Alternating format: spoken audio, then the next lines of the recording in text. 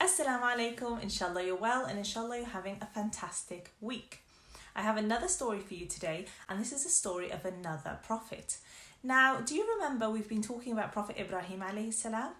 Well, he had two boys. One was called Ismail, and we talked about him, and he helped his dad build the Kaaba. The other boy was called Ishaq. He was a prophet too. Now, Ishaq alayhi salam had a son called Yaqub. Yaqub alayhi salam was also a prophet.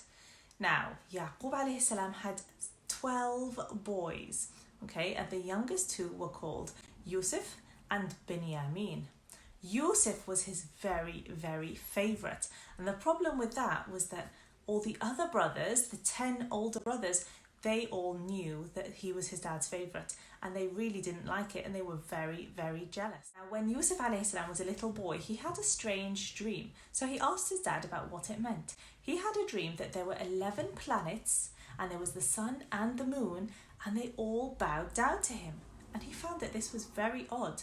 His dad heard this dream and said, "You make sure that you never tell your brothers about this dream." Now, this dream meant the sun and the moon were his mum and dad, and the 11 planets were the 11 brothers, and that they were all bowing down to him.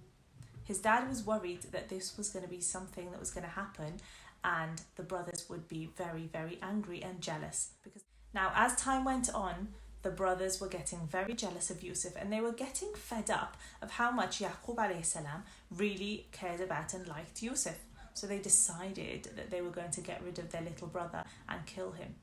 But they had to have a plan. They had to get rid of Yusuf in a way that their dad wasn't going to find out. So they asked their dad if they could all go on a trip and have fun together and take their little brother Yusuf with them so he can have fun too. Yusuf's dad, Yaqub, got a little worried and said, "I really don't want you to take him just in case a wolf might eat him." And they said, "A wolf can't eat him when we're all together. There are lots of us. We'll protect him." So Yaqub accepted, and they went on a trip so they can all go out and have fun.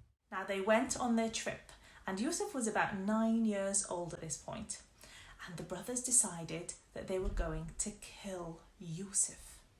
One of the 10 brothers decided, maybe we shouldn't kill him. Maybe we should just, find a way to get rid of him, but not kill him. Maybe we'll throw him in a well. Maybe that's a little bit better. So they decided to throw him in the well and not actually kill him. But they had to pretend to the dad that he disappeared because a horrible wolf ate him. So they decided to take his top, smother it with blood, and throw him in the well. Yusuf was very lucky, alhamdulillah, because he fell on a stone in the well and didn't go splash into the water. So he waited and waited on that stone in the well.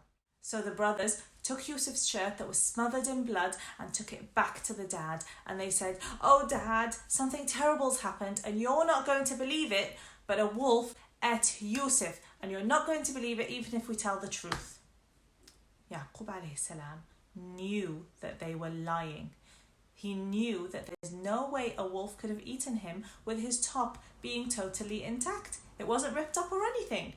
He knew that the brothers got rid of Yusuf, and he said, "You better ask for forgiveness for what you've done, because what you've done is something absolutely awful and it's terrible." And Yaqub cried and cried, and he was so upset that with time he got blind because he couldn't see, because he'd cried so much. Now Yusuf alayhi salam was in that well all on his own, cold, hungry, probably scared because he didn't know what was going to happen. A long time ago, people used to walk by and then stop at wells so they could get water, just like we would stop at a service station when we're travelling. So some people were passing by and they stopped at the well to get water, and the guy threw the bucket in to get some water and found Yusuf. So they pulled him up out of the well and he was saved.